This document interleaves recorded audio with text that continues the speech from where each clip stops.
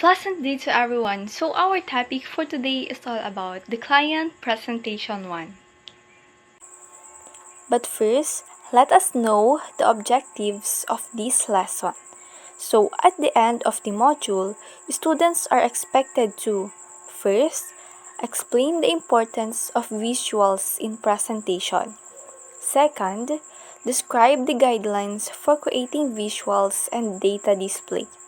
And lastly, create a visual from basic statistical data.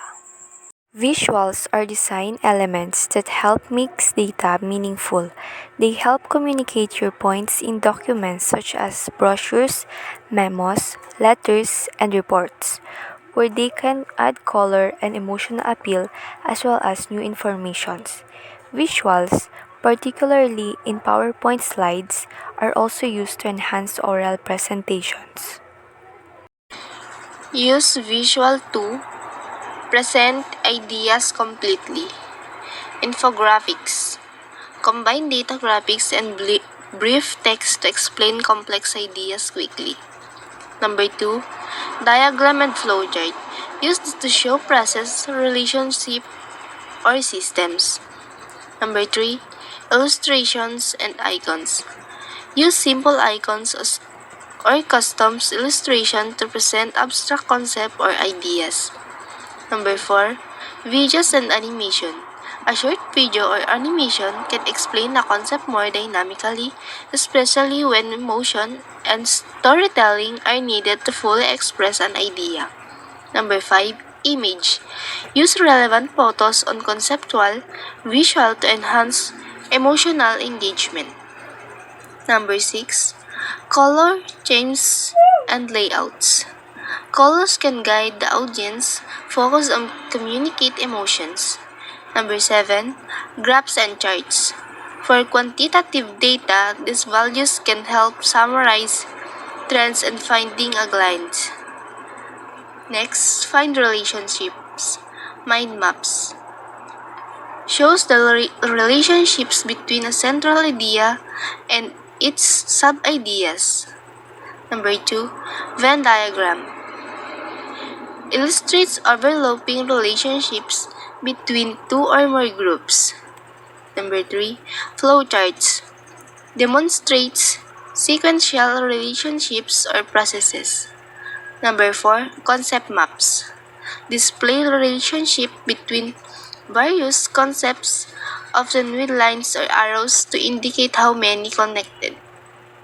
Number 5. Network diagrams. Represent relationship between different nodes, ideas, individual, or subject objects. Number 3. Tree diagrams. Organize information hierarchically.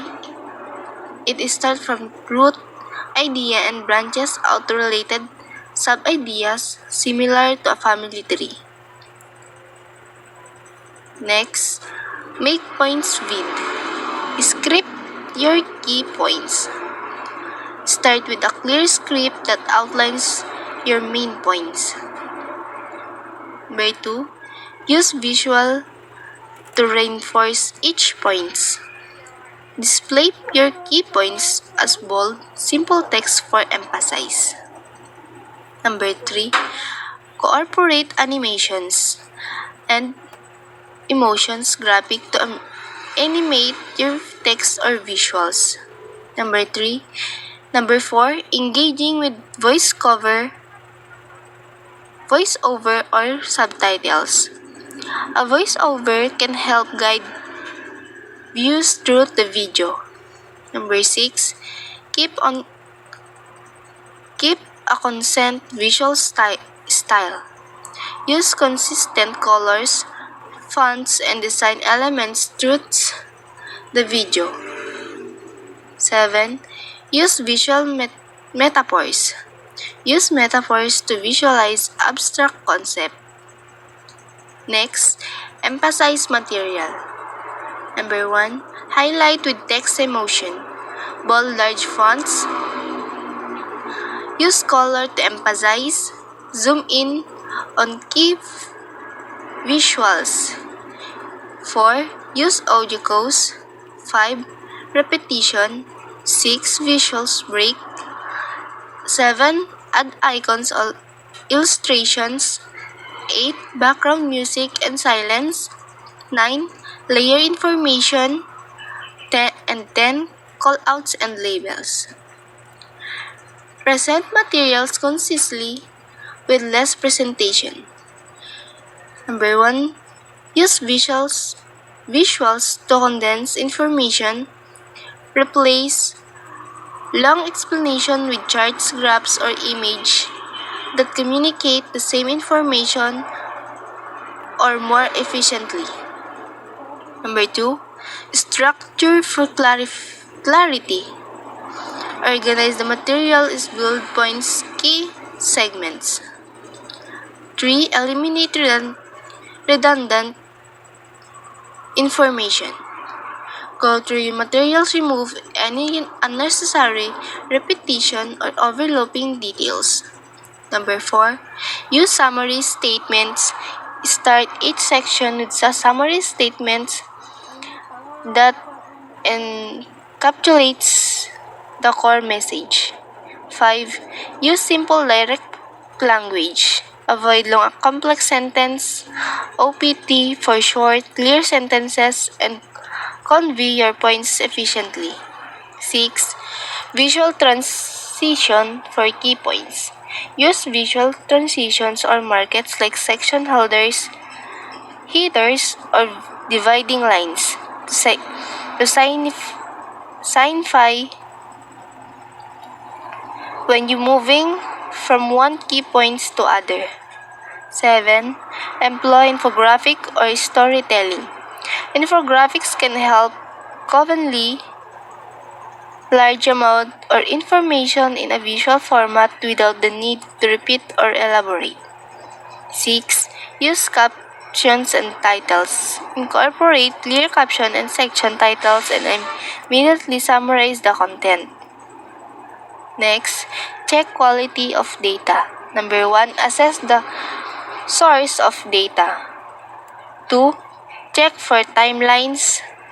3, verify the methodology. Next, check quality of data.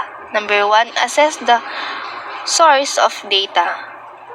2, check for timelines. 3, verify the methodology. 6. Check for accuracy and consistency. 5. Analyze completeness. 6. Look for documentation. 7. Evaluate the consistency over time. 8. Bias and objectivity. 9. Check for errors. And 10. Peer review and citations. Next, determine the story you want to tell. Number 1, identify the purpose of your story. Decide your core message to take away you and want audience to remember. Number 2, know your audience. Understand the demographics, interests, and knowledge level of your audience. Number 3, outline main themes. Key themes determine the central themes of your story. 4. Craft a compelling narrative arc. Beginning. Start with an engaging introduction that captures attention. Number 5. Choose your characters. Protagonists and antagonists identify the main characters in your story. Number 6. Select the setting. Time and place. Define the context of your story, where and when does it take place. The setting can get greatly influence that mood tone on your narrative. Number 7. Utilize conflict and resolution. Conflict determine the main conflict or challenges that drives the story. Number 8. Incorporate data and evidence. Support your story. Use reliable data of facts to back up your claims or enhance your narrative. Number 9, develop a unique perspective. Your voice. Consider how your unique perspective or experiences can enrich this story. And number 10, revenge and refine. Draft and edit. Write out your story and refine in truth. Multiple draft. Focus on clarity and emotional impact. Choose visual that fits the story. Number 1, identify key elements of your story. Number 2, types of visual to consider. Number 3, choose visual that enhance the narrative.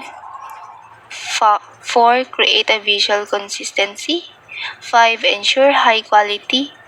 6, consider audience references. Number 7,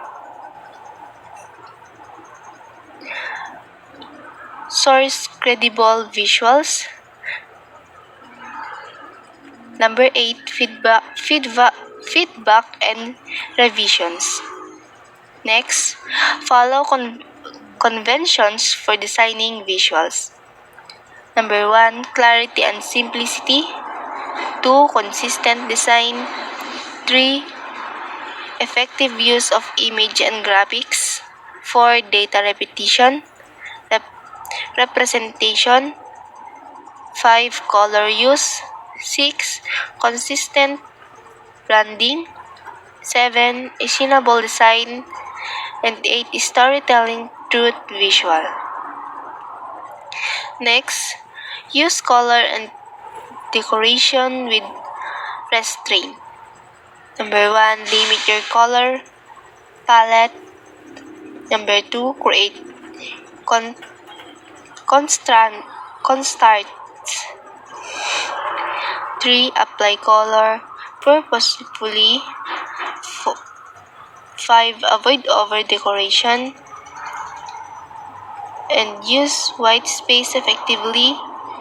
Limit textures and patterns and maintain consistently across visuals and test color combinations. Next, be sure that visuals is accurate, ethical. Number 1, ensure accuracy. 2, correct repetition. Number 3, labeling and context. Number 4, cite sources. 5, avoid misleading visuals. 6, ethical considerations. 7, diversity and inclusion. 8, feedback and peer review. And examples scenario in creating an infographic about health statistic related to specific conditions. Accurate representation.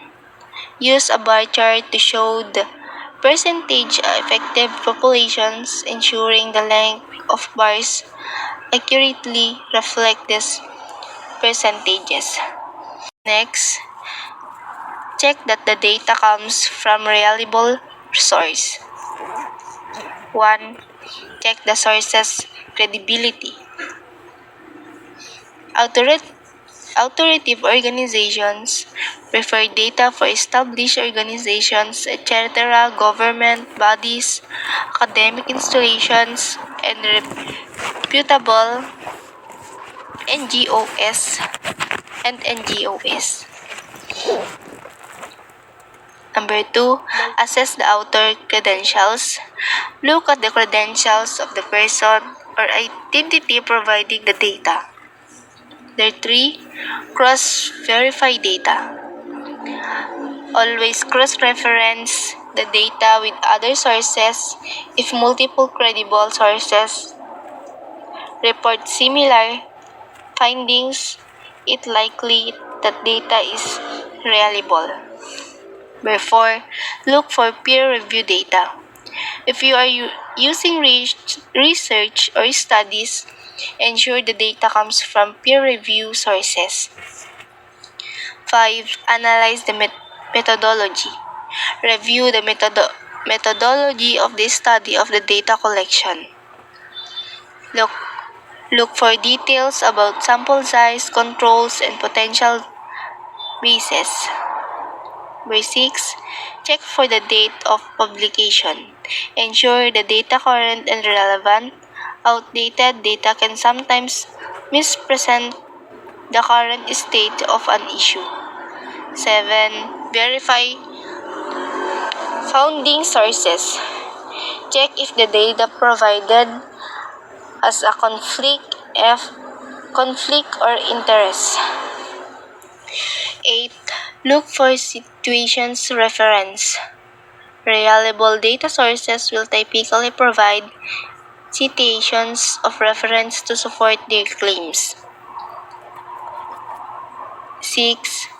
Trust database. For research, use trusted databases like Google Scholar, PubMed, or Scopus for academic studies. And last, beware of bias. Watch out for sources that might present biased data.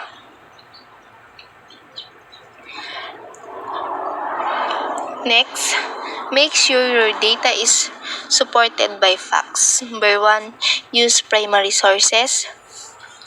Number 2, rely on secondary sources with clear citations. 3, check the data against multiple sources. 4, look for peer-reviewed research. 5, fact-check the claims. 6, examine the methodology. 7, verify truth, reliable database. And 8, look for expert opinions and reviews. Next, do not use visuals or unreliable data. 1. Validate data before civilizations. Always verify the source of the data before creating a visual, etc. charts, infographic, or graph. Number 2. Avoid misleading visuals. Scale and context matter. Visuals should accurately represent the data without manipulation. Number 3. Cross-check visual data. Cross-verify data that you're planning to visualize by comparing it to multiple reputable sources. 4. Label visuals accurately. Ensure that all visuals have clear labels, units, and sources. So review, understand exactly that data represent and where it came from. Number 5. Do not use outdated data. Ensure the data you can for visuals current, relevant to your topic. 6. Avoid exaggerated or sensationalized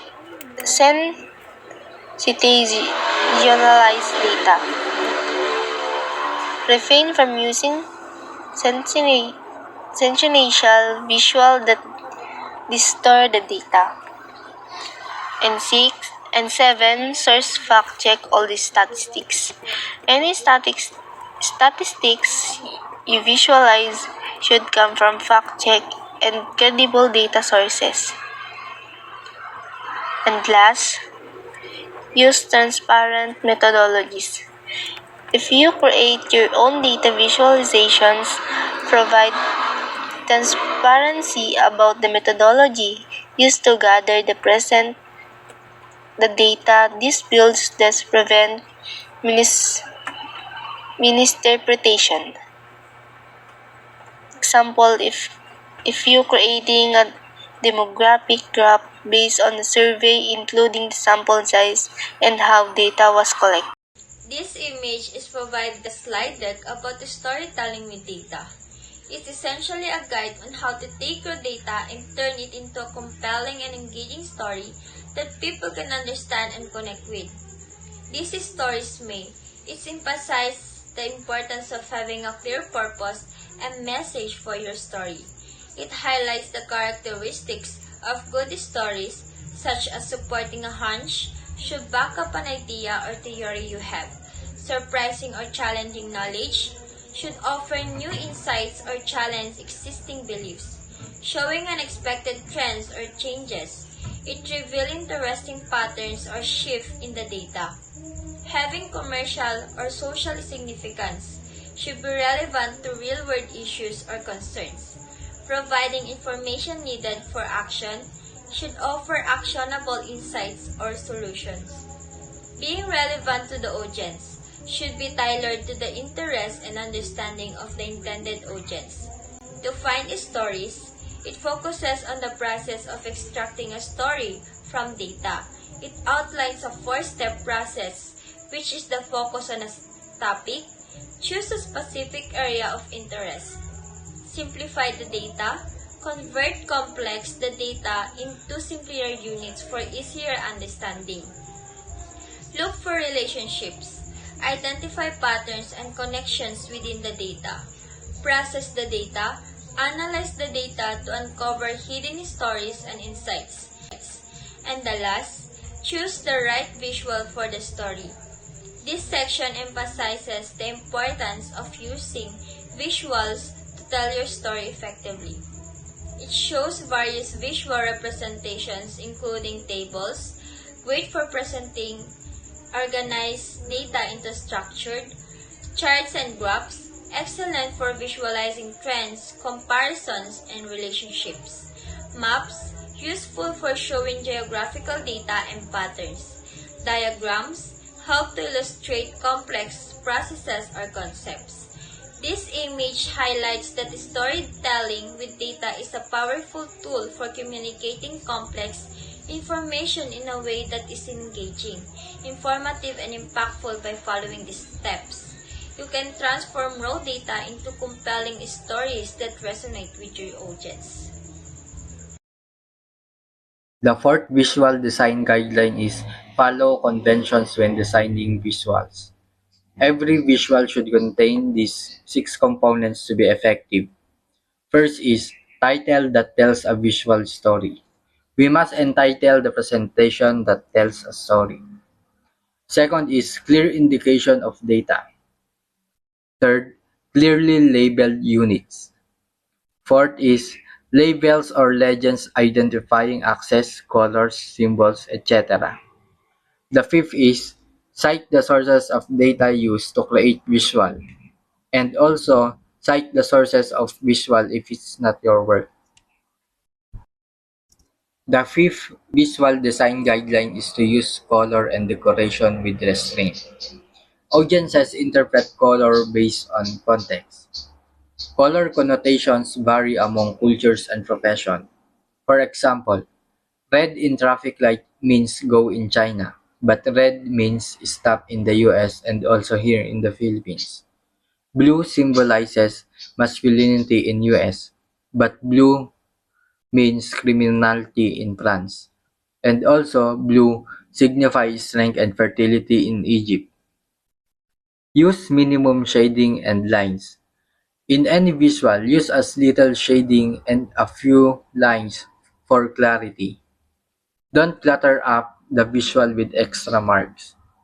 When designing black and white graphs, you use shades of gray rather than stripes, wavy lines, and checks to indicate different segments or items.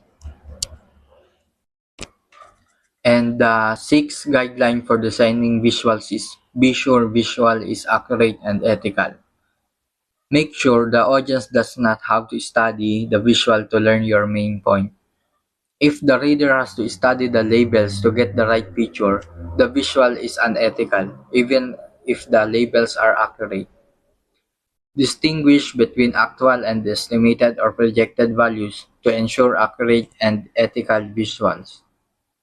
Include the context of your data.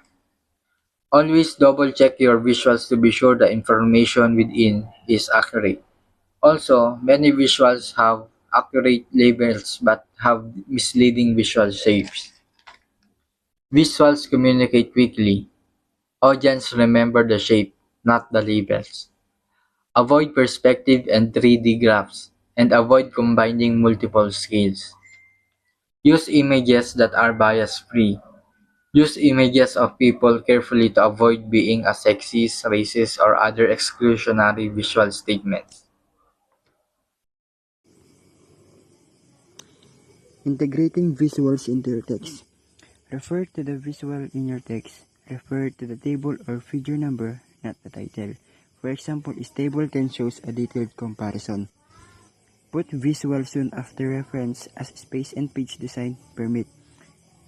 An example in as figure 3 shows in page 3. Now, did you understand the importance of visual in the communication process? And did we describe the guidelines for creating effective visuals? This concludes our presentation. If you have any questions or need further clarification, please don't hesitate to reach out to us and we'll do our best to assist you.